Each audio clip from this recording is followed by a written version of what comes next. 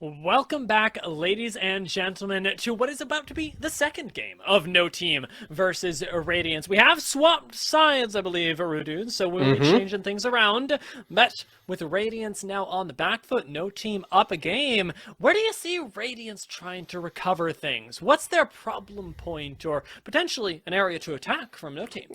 I think that we did get to see a couple glimpses of what Raheem can do. There were a lot of proactive plays being made from him during team fights, sidesteps, and things like that were genuinely on point. And I think that if they're able to facilitate this bot lane a little bit, they can definitely find some semblance of success. It really was just that sequence of individual plays that was started out by Griffin that sort of snowballed the entire game. And once those few individual plays gone over, it's very hard to make anything happen. What I want to see from them, just personally, is to get Light Pulse on one of these roaming supports. Certainly something that he was playing very well, at least last time round, and in the OQ's got a couple of good games in there, as well as keeping Porsche on one of these weak side top laners. Definitely survived the laning phase fairly well until, of course, sort of the terror of Griffin started to come on through and absolutely ruin his holiday up in that top lane. So if you're able to keep Porsche in that weak side and keep on focusing Raheem, I think that's certainly a way to go about this. Yeah, the dream is there. It's just a few small Mm. things, a few small kills that if they're not mopped up, especially by Griffin in that early game,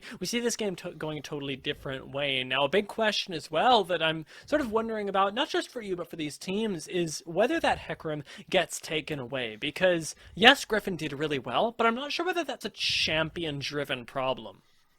I think there was certainly a couple of instances where if it was not Hecarim, that play would definitely have not have happened. That 2v1, for example, where he charges through the bot side of his jungle, like no other jungler closes that gap.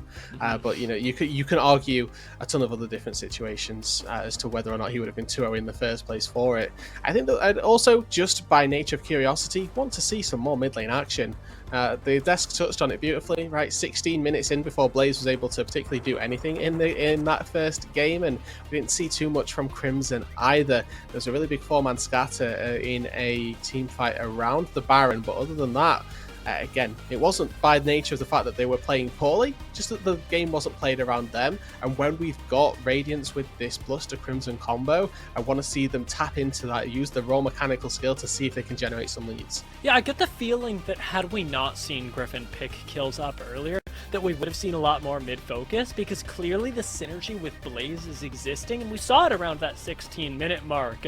This must be where they go to start to get their advantages going, because these two players can rely on each other so well. But now, with that Hecarim banned away, we're definitely going to see a little bit of a different angle. Radiance are playing this one safe, not even letting that Hecarim resurface and forcing Griffin out of his comfort zone, potentially. Jink, that's what we're hoping for at the very least. Sin Zhao still exists here. Jinx is open for the taking for whichever team so desires it. No team have got first dibs. And for Scoops, obviously a very powerful champion, one that we've seen him perform on time and time again, would be absolutely no surprise here and gets taken away as first pick.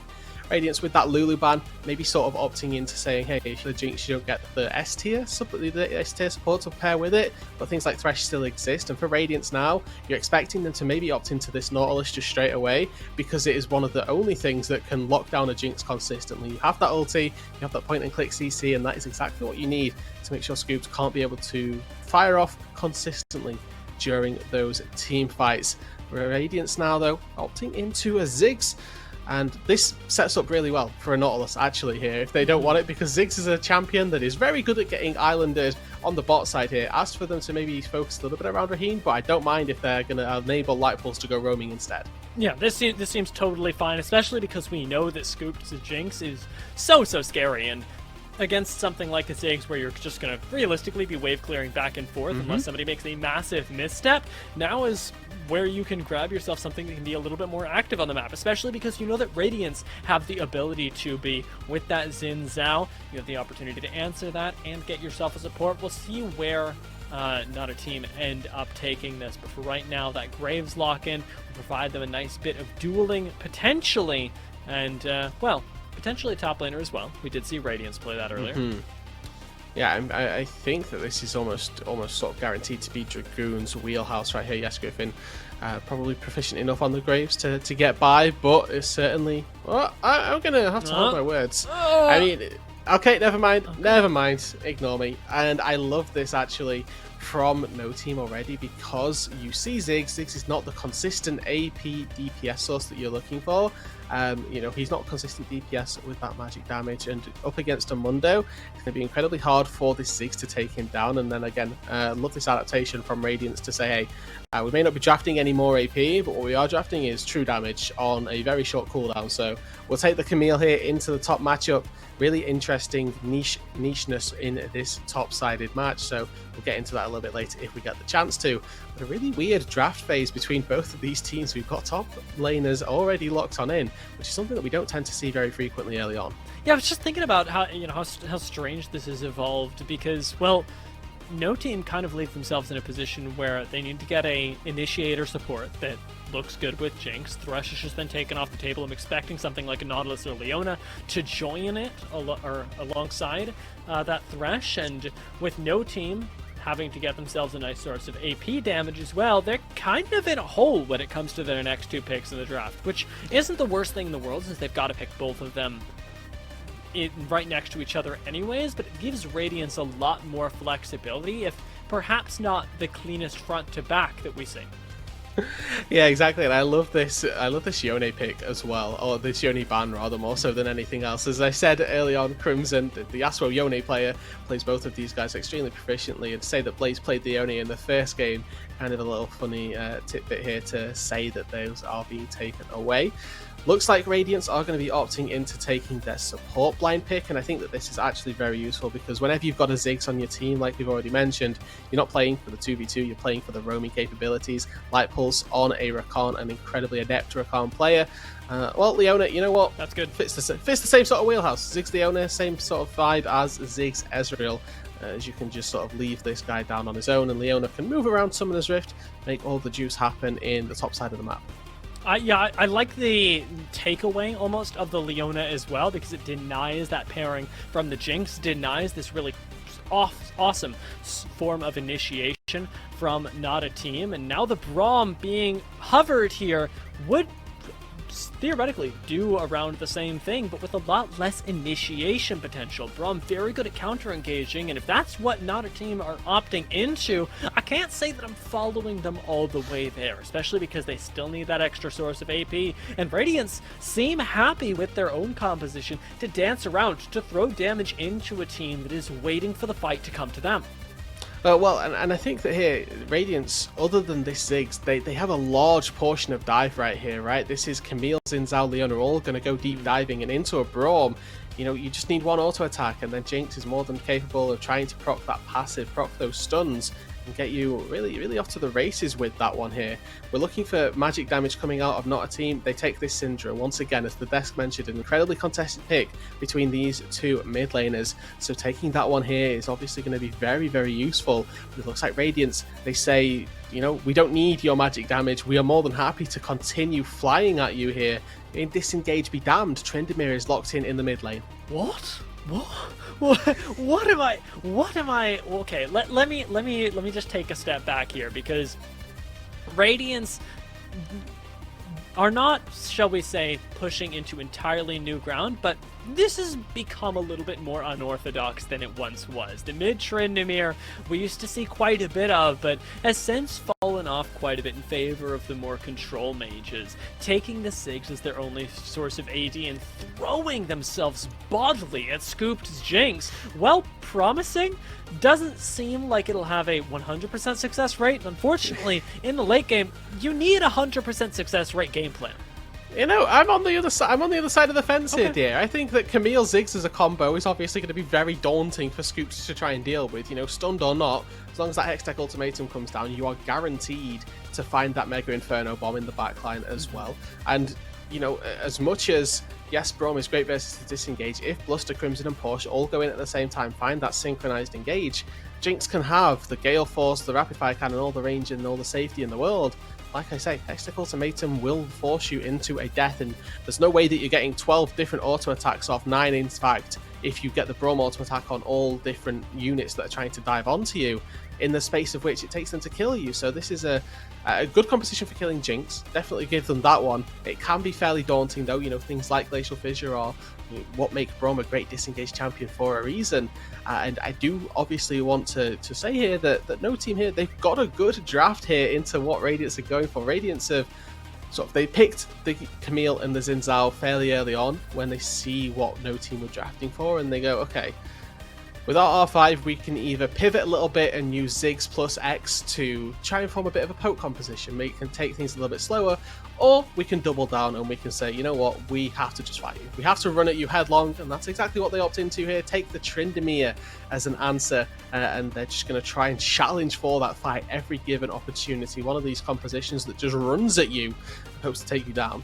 Yeah, this is going to be very difficult for no team to answer consistently because Radiance have so many ways to press go. I mean, the Solar Flare is something that sort of slid by the wayside, but is still going to be so devastating, especially onto things like the Jinx and onto the Syndra as well, who will have to play sort of a secondary peel option if they want to keep Scooped alive. Because when I look at the composition from not a team, I'm thinking Jinx, Jinx, Jinx, Jinx, Jinx. Syndra, well, she does bring a lot of burst, isn't necessarily that same level of consistent damage that you would get for something like a Victor or an Orianna that can spread it across the team. And I want to see if not a team can use Blaze's strength to keep Scooped alive and keep that win condition rolling instead of opting into a more Blaze Griffin style of game.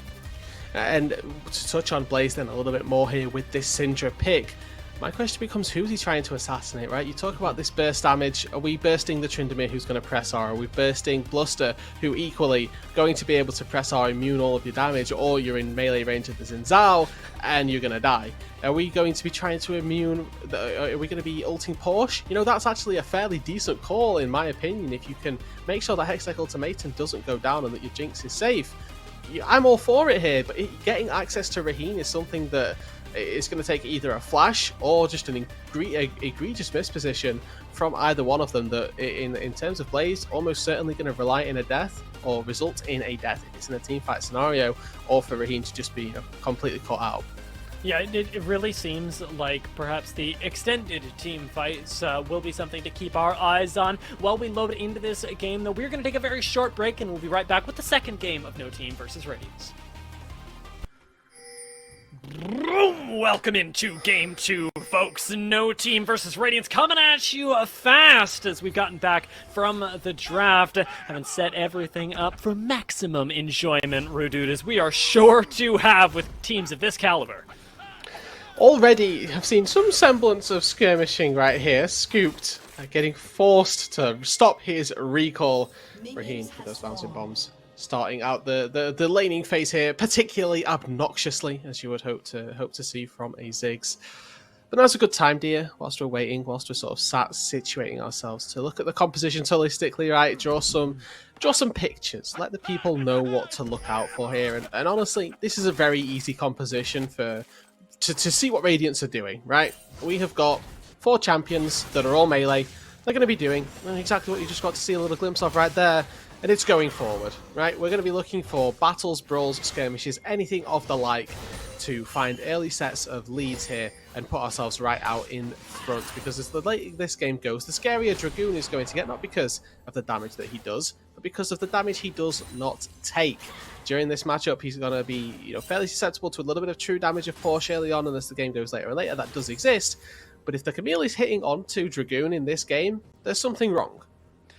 Yeah, absolutely. It'll be difficult to sort that out, but if that is happening, I'm sure that they'll have to go back to the drawing board with not a team hoping to keep their distance from Radiance. Though one of the big questions that I have is how Radiance may try and play this game out, because we know they want to be going forward, but does that mean that they want to be trying to be the ones to start objectives, or trying to punish not a team when they do? It's punish them on entry. Crimson, Bob's the ghost. 2 autos more. Blaze, oh lord, even after the Wow. flash, ends up going down. An odd visual thing to happen there, but it happens to the best of us, as Blaze, unfortunately, ends up giving up first blood in a solo kill. Crimson right here. This is the power of your R5. I love seeing it when players recognize, hey, this champion is going to destroy in this matchup. And we get to see it firsthand, right? Blaze forced to teleport back to the mid lane right now. The ghost expended by Crimson to find that solo kill. He also burns the flash of Blaze as well, which means that he has to be incredibly careful. And also opens him up to several angles of repeat gank. Going to be looking to see how that mid lane wave establishes itself, because if it starts pushing anywhere past that midpoint of the lane, that's disaster for Blaze. This is that scary thing, though, that we talked about before the match. The unknown, the untapped talent of Crimson, clearly comfortable on the Tryndamere in the mid lane. Could make things a whole lot worse for Blaze, because I'm sure that going into this matchup, you didn't expect to be solo killed a mere 3 minutes into the game, and that leaves you with having to expect a whole lot more from this guy in the future. Crimson gets the wave shoved into him one more time, while Dragoon flashes away in the top side after Porsche has ignited him, and not a team are going to try and convert this at least into a little bit of tempo for Griffin. Yeah, and remember what we said about this Radiance roster as well. We spoke to Nova before the game, their coach here, and he said that he's more than happy to leave Porsche to be the weak side top laner and let him maybe go down a little bit in farm, because he's confident that he can become a presence regardless. Will still be even or ahead in farm in some cases. This is a detraction from that. This is them sending stock into the top side of Summoner's Rift. Ziggs Leona, and as I say this, I'm going to get proven wrong, but it's not a lane that you play around, unfortunately, and they're going to look to do it anyway. But they can put a lot of stock into Camille early on and see if Porsche can reap the benefits of those stocks being put in. This is such a sick lane state for Scooped and Frey, by the way. I mean, the safety on this Jinx right now leaves Bluster, well, flustered, as he has to walk away and back over to the Krugs. Scooped is going to be able to pick up the majority, if not all, of this CS, potentially even freezing the wave once more, and he's already got a 10 CS lead. Well, it won't impact Ziggs' ability to push in the wave. For a composition for not a team that relies entirely on this Jinx's ability to carry, it's a great start. Yeah, I mean, Scoops has played this lane incredibly well so far. Already managed to find a recall angle to find that cheater, pick up the cull as well. Currently hitting very good CS numbers for a bot lane at this stage, where Raheen is having to use that teleport to get back to the bot lane to keep himself even in this bot lane, and obviously down by a significant amount of farm. Certainly going to be struggling.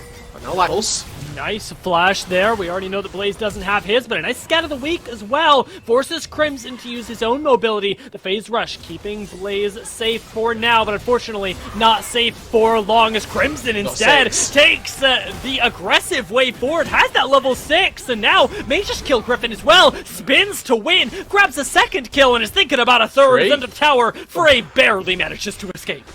Yeah, no spinning slash there for Crimson on the third effort. It means that he's only going to be able to get 2 kills, but that is by far and away more than worthwhile here. Already ramping up that lifesteal that he's going to get passively from taking all of these kills. Already back up to sort of 50% HP, and Ghost popped. Bro, he's so scary.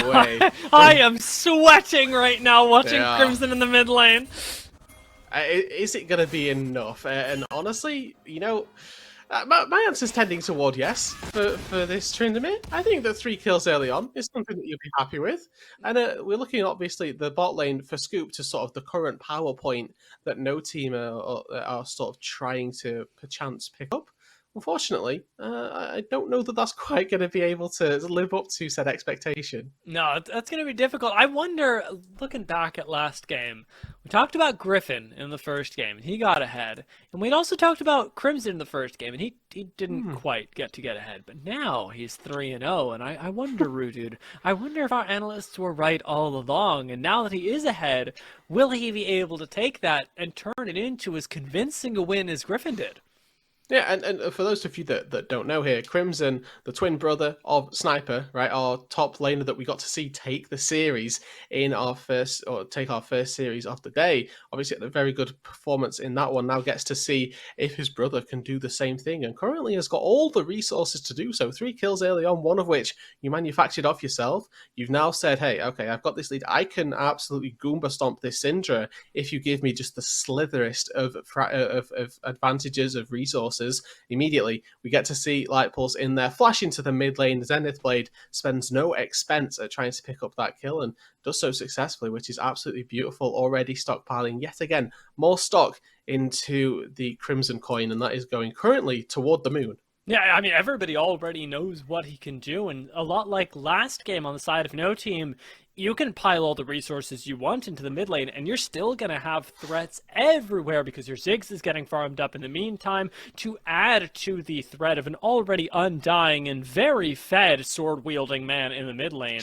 And then you've got a lady with scissor legs up in top side who is more than willing to side lane against your Mundo until Kingdom Come, and really, the problems keep presenting themselves for no team. They've only got that one answer, and it is Scooked's legendary Jinx, but we've played a lot of ADC, you more than I have, and in my time, Jinx has never had too good of a time in Detrandamere. Not taking those 1v1s is certainly not the case. I mean, he is going to be heavily reliant on how well his support can enable him, really. Support him quite in the most literal sense right here. Frey does have a difficult task ahead of him as well as Scooped, trying to keep himself alive versus this entire composition. It's not something that's going to be particularly easy. Hextech Ultimatum as a lockdown is something that simply has no counterplay, right? Your best bet as AD carry is to buy a Zhonya's. That comes in the way of a stopwatch for ADCs. Completing the Zhonya's tends not to be quite the correct play. But you get one-time usage of that stopwatch, and you have to use it at like the optimum team fight at the optimum time. Otherwise, you end up just sitting there and waiting for people to wail on you when you get out. A lot of pressure. Speaking of being wailed on, Light Pulse almost gets stunned up by the Winter's Bite and the concussive blows passive, but will manage to escape that fate. In the meantime, Dragon was unable to escape its own. His first Drake, Ocean Drake, did end up falling, going into the hands of no team. With a wind next up on the horizon, we're going to be getting a pretty exciting soul here, Rooted, though we're not sure what it is yet. At least eliminating these initial two means that it's likely going to be a little bit more aggressive, and while we think of aggressive, we once again, oddly enough, are thinking about Frey. And currently, a big fight going to erupt.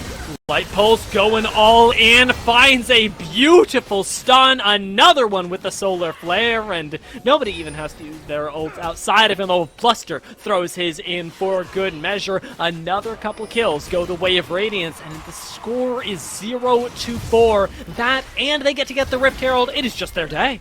Yeah, kill on the jungler, kill on the herald, thank you very much. We will take both of those, and obviously this Rift Herald's going to do more than just give the 100 gold over to Blood. Still got 5 minutes really before those plates fall off, and I'll be interested to see where Radiance elect to spend this Rift Herald here. Quite a real possibility that they put it in the mid lane and continue to pile their resources into this mid lane Tryndamere, because currently, that present threat that we've been talking about, and we have to keep talking about it because that's everything right now that Radiance have got for themselves. Every single element of an advantage has been manufactured from that mid lane. I will say that while we've been talking about the mid lane time and time again, the bot lane has been pretty silent, but there's one area in which Scooped is already taken off, and it is the CS. While it isn't any 3 kills, 30 CS to the favor of Scooped is still really nice, and he's being left completely isolated down there against Raheen on the Zig. Seems totally comfortable. As we jump back in, that can continue to extend the entirety of the game, and that's going to be, of course, what Not a Team look to once they figure out exactly how they want to deal with Light Pulse constantly engaging on them.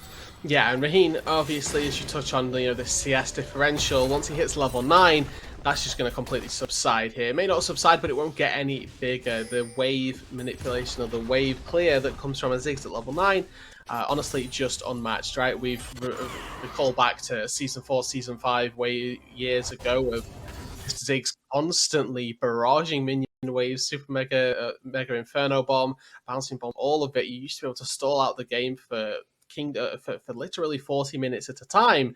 just by nature of having this champion on your team. And that's something that still exists. Obviously, the stalling capabilities have been severely diminished. Things like Baron are obviously much more useful and much better now at breaking through the bouncing bombs. But, of course, there's still a few little issues that need to be addressed by this no-team roster because, granted, the Ziggs is going to be able to stop them from sieging, but they need to get to a point where they can siege first of all. And I want to say that if we do get Radiance still in the driver's seat by a few minutes from now, Ziggs is also going to add significantly to their own sieging potential, because really not a whole lot of other folks are. You've got several melees, as you already talked about. What was it? It was 4 melees outside of the Ziggs, so nobody's got any options to really approach the tower, but Ziggs will decimate towers. And if they can get to a point where they are still ahead come 5-6 minutes from now, that's exactly what Raheen is going to start doing. He's going to group up, and he's going to be with his team, threatening the dive, threatening to blow up your towers, either with the satchel charge or with his autos alone, and that's going to be that. No team don't have a whole lot of answers to a Radiance that is willing to take down their structures and take away their safety. Yeah, quite literally just the demolition of Summoner's Rift, and that alleviates some of the CS differential that we're seeing as well, right? Yes, you're going down in gold from the CS, but if you're moving around Summoner's Rift, picking up plate after plate, kill after kill on the turret, then it doesn't matter if you're 30 CS behind, because you've been able to pick up 160, 320, cascading amounts of gold that are beginning to increase around the Rift by taking these turrets. And it's not just turrets that give you the gold, turrets that give the rest of your team the gold as well. And, in case we've forgotten, we've got carries in every other role for Radiance here. Outside of that support, where we're not expecting Light Pulse to be able to pull off the 1v9, everybody else with gold in their back pocket is going to be looking very, very cozy. I think Light Pulse can wall off the 1v9. I mean, Okay. we've seen him already doing horrific things. And you know what? Maybe a 2v9 is in order, but it's Okay. honestly, Who does he get? Who's he allowed? Who is he allowed? Am I allowed to give him Crimson? Because I feel like at this point you could. Yeah. That seems awesome. That seems amazing. Let's do that. Actual just Crimson and Light Pulse. We'll put them in the Death Arena. We'll call it Nexus Blitz, Yes. and we'll see if they can come away with the victory here. Obviously, we're hoping that Radiance maybe play the game a little bit more smart than just sending Light Pulse and Crimson around Summoner's Rift as a duo. They do have other assets rather, to be using, and for the time being, it is just them two. Bluster comes on in, this Herald's going to go down, and mid-tier 1, it's going to get broken open. It's gone. It's already done. 10 minutes into the game, Radiance are going to be able to take that. When mid-tower is falling first, things are getting fishy. Towards the bot side, however, there is an answer in the making for no teams. They're going on to dive Raheen, and Griffin jumps right on top of him, with Scooped picking up the kill and getting excited. There is an answer back, and Light Pulse, oddly enough, is one of the folks to get the kill. May just go down into the tower, though, as one more crit would do it. Scooped gets excited, but ultimately is going to go down to Raheen post-mortem. Okay, 2 kills for Raheen then, and now Crimson's time to shine! I mean, he's already ghosted. Now he's flashed on top of Griffin. That's 1 kill, and what is this, 2, 3 autos? Make it maybe 4, but Blaze flashes away, and just perfectly timed manages to take down Crimson for the shutdown, no less. Yeah, it is difficult to remember the timings on Tryndamere ulti, scaling as well. The cooldown does get bigger as you level up that ability, but with the timing at level 1, good to see that Blaze is familiar. He's ready and waiting to pop down that Dark Sphere and really finish off this Tryndamere. Plus 600 for that kill. Certainly going to put him in a good stead here, as he needs to try and find his way back into this matchup. And believe it or not, Crown of the Shattered Queen certainly going to help him out here. Chance it's Everfrost. But I think that versus this composition, there's not a great deal of ways to break that crown. And then, particularly when you've got 4 melees jumping on you, it will just have an insane amount of value. It'd be nice to sort of stop everybody from doing insane amounts of damage. Well, speaking of insane amounts of damage, there's one person up here who can take a lot of it, and it's Dragoon. He's also been laning pretty darn well, and I've wanted to point it out for a while. He's already got several turret plates chunked out of Porsche, has burned both summoners so far, still has his flash up, and though it isn't, if you'll pardon the pun, the flashiest matchup, Dragoon is really having a great time. I mean, this is, again, as you say, right, like a truly tanky champion in the top lane. And yes, Camille, we've talked about it, is going to have that true damage. If he gets to Bramble Vest and Plated Steel Caps sometime in the near future, literally all of the physical damage comes from auto attacks, right? There's a little bit of spinning slash damage from Tryndamere, and then Tactical Sweep does literally negligible damage versus the Mundo when he's, you know, compared to the rest of the DPS that Radiance are putting out. So it's just incredible amounts of value that you get from Bramble Vest, that you get from the Steel Caps, which have now been picked up. But what has an incredible amount of value, dear, is a 4-on-1 Tryndamere who can just roll onto you with just impunity. Regardless of who you are, I will jump on you. I don't care. Crimson was left completely alone there to take the bot lane tier 2, but Scooped up here has managed to take down not one but 2 towers with the help of Griffin, and that's no small prize either. This Jinx is getting pretty darn big, and the game isn't even happening around her right now. It's a completely side lane operation with not a team able to get quite a bit of gold and stay not just even, but ahead, Rudu. Yeah, it truly is kind of incredible, right? Like they are just moving around and just avoiding wherever wherever Radiance are, right? This is just a classic avoidance strategy. You know, they've got one incredibly fed member. Well, if we don't fight the fed member, his power level in the game doesn't go away, but we're avoiding it, and we're making sure that we can get things elsewhere. And trading currently up on the map is just a really good showcase of macro understanding here of quite how they can be playing out this game. So kudos to No Team, because in this sort of situation, last game it was Radiance who were at the back end of this, and they got absolutely slammed. This time round, when No Team are the ones down, staring down the barrel of what is an absolutely daunting bruiser trying to fly at you, they've been able to manage the lanes, move themselves around the map to avoid this Tryndamere well enough, and generate their own leads as well. So you just have to give them insane amount of props for the way that they've been able to navigate this game so far.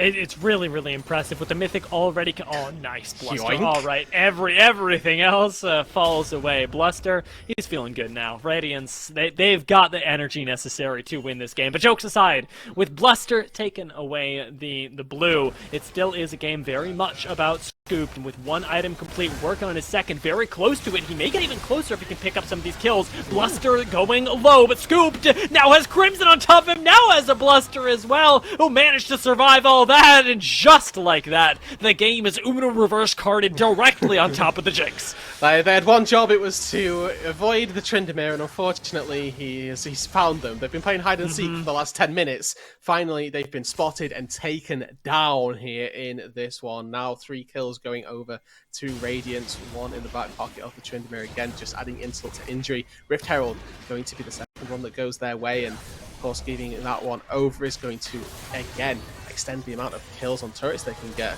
Let's see how this goes. Porsche might actually die. There we go. Dragoon just slaps him across the face with a briefcase. Does not make that look difficult at all. And that is Mundo for you, ladies and gentlemen. That felt like just a fly swatting exercise, right? Like you spot a little mosquito on you and you're like, excuse me. No. Yeah. Get off. I'm trying to farm my creeps here. You're in my way. Get out. And unfortunately, Porsche getting the very rough end of a briefcase, as you mentioned. Dragoon, on this Dr. Mundo, you talked about how well he'd been farming and talked about quite the power that he could have. Giving him an extra kill, certainly not what you'd want to be seeing. Just for reference as well, he's tied actually up ever so slightly in CS with his AD carry. So this Mundo has disgusting amounts of gold so far, and now haven't been able to pick up the tower. You can't stop it, Rudu, just like you can't stop the Mundo. Scottish Diaz coming for all of us. I hope he never finds me, honestly. I've got an entire ocean to keep myself safe, but I'm not keeping that one. Oh, Lord. Frey, I think he actually gets out of here. Light Pulse shouldn't be able to find him, and there we go. Stand behind me, or rather, I will stand with you. Frey manages to keep himself just fine and alive, while Scooped looks for sources of gold wherever he can find them, and Light Pulse looks for engages in much the same right. Peeling away, Griffin has managed to isolate the Leona, and that's going to be a kill going over to Scooped. Very well done. And as the Dragoon has joined up, perhaps Bluster and Crimson could be in trouble as well. Bluster burns the Crescent Guard, but he's going down, and Crimson jumping right on top of Frey says, well, it's not going to be without a price. Take one. He uses the flash to get on out, and the very quick blade's already completed means that that spinning slash gets him in and out incredibly quickly. Pretty much assassinates the Braum. Yes, you know, he had about 20% HP, but the fact that you can get in and dip back out as though you are, you know, using your Z ulti LeBlanc distortion type style, kind of incredible here. And 600 gold now on the kill if Crimson gets taken down. Whereas on the other side of things, right, Dragoon, only 250 gold over his head. So, you know what, they're kind of even in fairness, and I think that's fair. Relative to the game state, I put Dragoon and Crimson at roughly the same semblance of, I don't want to fight them. Yeah, absolutely. I'd actually really like to see them just straight up go head-to-head against each other. Not that would be so boring. I don't... Do you think Dragoon would win? Well, oh Lord, Griffin is not winning. Holy moly, we pan back into the mid lane and he is just gone.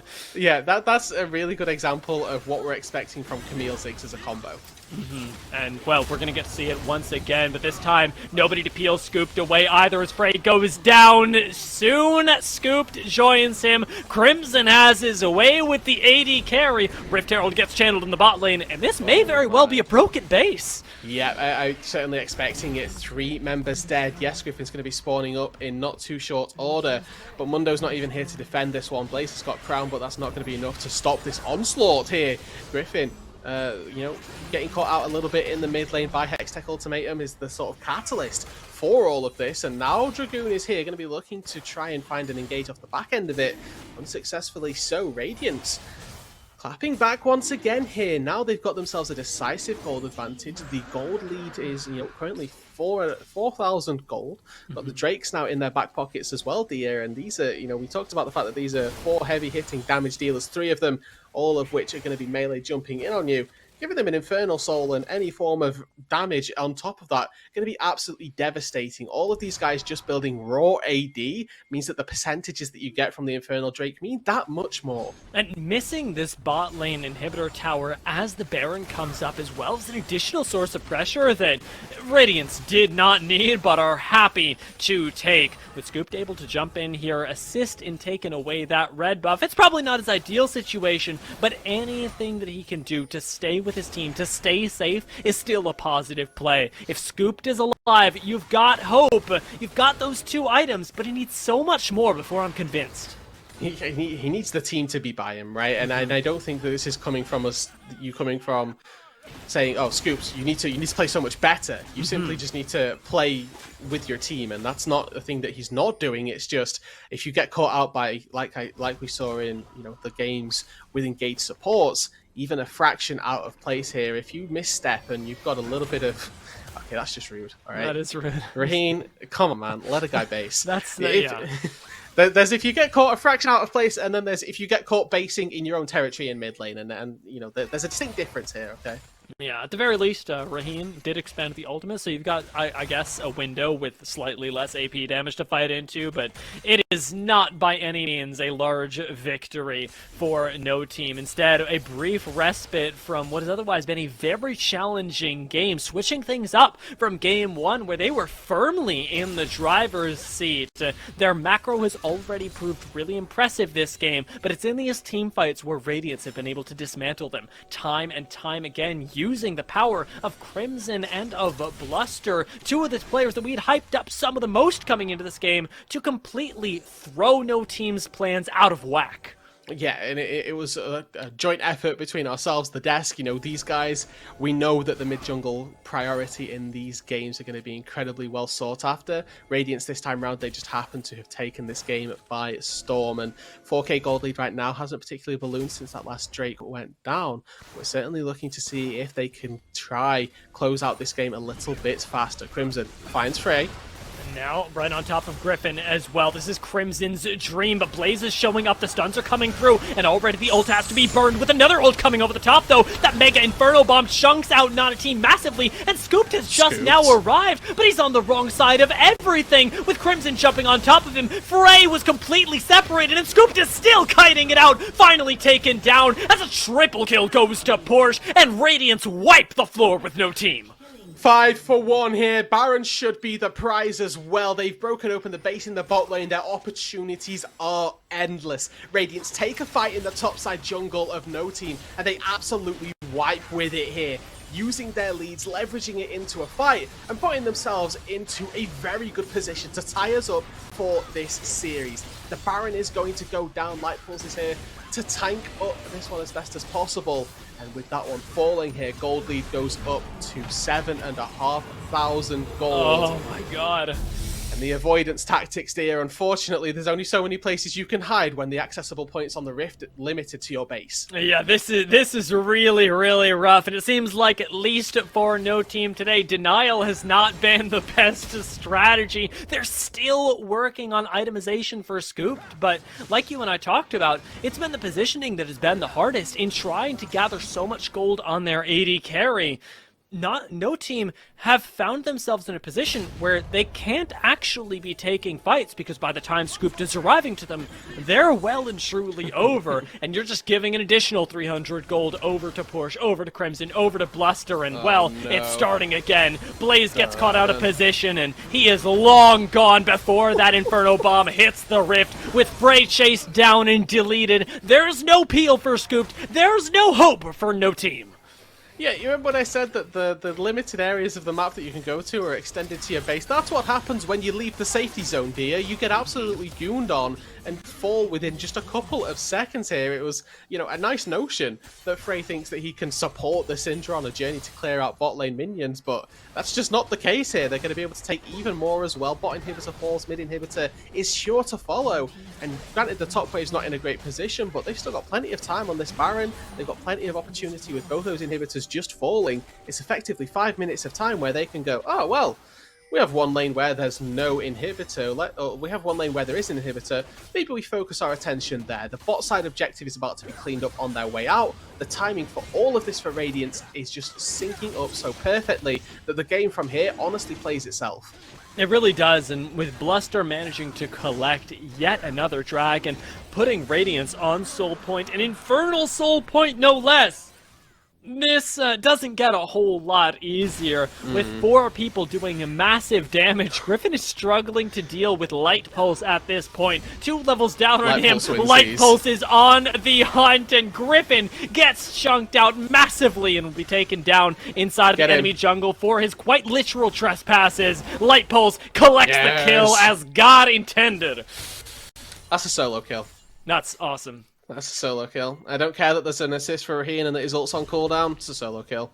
That's all I have to say. In spirit. Yeah, in spirit, yeah. He was going to take that fight regardless of if he had Ziggs ulti. That was an absolute brawl. But you can see Radiance now dotting their I's, crossing the T's. The fact that they pick up Griffin there is a great addition to what is already going to be a very traditional way to close out this game. They've done the hard part, getting the Baron and breaking open the base. Now all they've got to do is shepherd these minions in, watch mid lane, watch bot lane as those super minions start to stack up. Yes, no team may be able to clear the waves for a few seconds now, but wait until that double super minion wave starts crashing in the bot lane. There's one mid lane being shepherded by Porsche as well. It's a matter of time before these minions overrun the base here of no team, and they're forced to make a decision. Do they take a fight topside, or do they let their base die to the super minions in the bot lane? Not a team desperately looking for an engage, and they seem to have found one, burning everything to try and get Light Pulse. It's a story we've seen before, and Crimson, he's read the book as well, jumping right on top of Scooped. He takes him down, and the hope of no team once again falls with him. Radiance have wiped the floor once again inside the base of no team with this squad, and get to move right on, passing through the top lane inhibitor tower and directly onto the Nexus towers. They know that the game is won. They know that they're going to game 3, and it is anyone's series as we await that final game. And Radiance, they just look for more damage. Victory pose right there as they set themselves up outside the fountain. A well-fought game by Radiance, and once again here, it's just one set of individual plays that start the snowball and take over the game here. This time round, it's Crimson. Solo kill in the mid lane. Thank you very much. And then he just proceeds to slam every single fight here. One instance where he dies, but guess what? His team takes your base, takes your Nexus, and that, my friends, is a war trade. Yeah, the resources just get funneled into him, and, well, Crimson did so well. Everybody else on Radiance really came together around him, and no team definitely had the macro plays to try and get back into it. I'm going to toss that one over to our analyst desk to break down exactly how all the dynamics of the Rift work, and we'll be back in just a few minutes. Thank you, gentlemen, for the fantastic cast. We are back here at the analyst desk, but we are gonna, not take our time too long on this one here. Ironically enough, half our players do have school tomorrow, so we are going to run through some key points here. Starting real quick, we did hype up Griffin at the last time when we came around. I feel like it's only fair. We have to talk about the person who held true to their name, Crimson in the mid lane for Radiance. Yep. My sword, Crimson, in the mid lane on Tryndamere. He's been locked into playing these mages for the open qualifier for the last game as well in game 1. He's finally unleashed to play his crit melee carries in the mid lane, and boy oh boy does it look phenomenal, man. I'm super pumped up by this one. I'm sure he's feeling it as well. He's like, yes, I can finally play my champions. It looks really solid.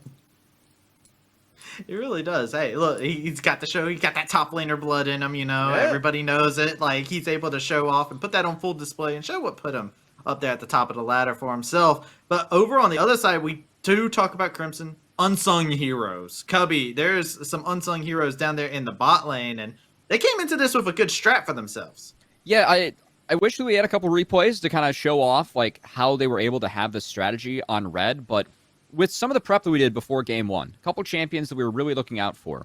Scooped on Jinx, right? 3 plays in OQs to played it to 2-1, and then Syndra for Crimson. That was the big champion for him that was 2-0 in OQs. Well, guess what happened? Jinx gets first pick, so you get to build a comp around that. What do we have? We get Ziggs, Leona, and Camille. That makes things a nightmare for Jinx. And then Syndra, someone that we knew was going to be contested in this series, also taken. Guess what? Another immobile carry that really cannot deal with those Camille ultimates. So I thought the strategy from Radiance was much improved this game. I had a lot of ways to get on these backline carries for the side of no team, and I thought they executed it much better as well. And of course, shout out to Crimson, who not only was able to get that first solo kill at level 2, level 3, but also shout out to White Pulse, was able to get there, help him repeat, and help him make that level 6 really hit as he picked up 3 more. So I thought it was a much improved game from Radiance, but also a much improved approach, which really helped get them that win. Yeah, they're really making use of that red side draft as well with this one, with the counter picks. Yep. We do know that no team will be moving back over to the red side, so they won't have those same opportunities. But really good use of that while they have it. They now have to adjust that over to blue side once more. Yeah, and I'm very curious to see what kind of strategy Radiance has going into their next game, right? Because they did have an excellent strategy. They said, all right, we're going to leave the Jinx up as bait, and they made full use out of it. So the question does become, do you guys have some other bait that you can pull out from the blue side? Or is it going to be no team that's going to be able to turn around and throw out a big thing of juicy bait for themselves? I feel like it's a little bit harder to angle that. I'm curious. I mean, game 1 was an orange strat from Radiance, which I think with Porsche lines up. But I thought that game, we saw some of the ability of Crimson and Bluster really shining. I know that from speaking with Bluster ahead of time as well. He's really excited to work with Crimson, right? And he's fully recognizing the fact, like, hey, you know what? We were both super young. We have a lot to learn and a lot to take in throughout this series, or this season. But every series, I feel like that the two of us are going to get better, right? We're going to keep on leveling up. And there's a reason that these guys were picked up by Radiance. There's a reason that we have them making it in OQs. They're very young, talented players that we feel like can make an impact at the next level once they get old enough to play there. So the fact that we're seeing some of those moments shine through and kind of hearing these young guys speak upon that, and especially for Bluster, using some of that experience that he picked up with EG, subbing in for EGP at the back half of last season's Proving Grounds. Good to see from Radiance after that tough game 1. I think blue side's really tough to operate on this patch, and red side's a huge advantage, especially at amateur and the TP changes. So I don't know if an orange strat's going to work, and if they do this time around, please take away Gwen. I'm sure it also helps Bluster and Crimson that they're able to pass notes in biology class, making all the extra synergy and extra tips and tricks while they're in school as well. You aren't allowed to text in bio, man. I don't know how they're able to do that. Yeah. At least I wasn't when I was that age, yeah. Well, Cubby showing his age a little bit here, but As always, man. as always, He had as his always, pager. we had to bring in the Boomer for the Zoomer squad here. But with that being said, we are going to go ahead and see what has been learned here between these two teams going into Game 3. What lessons have been taught and what has stuck. We're going to take ourselves a short break as we get ready for the next game here between Radiance and No Team. So don't touch that browser.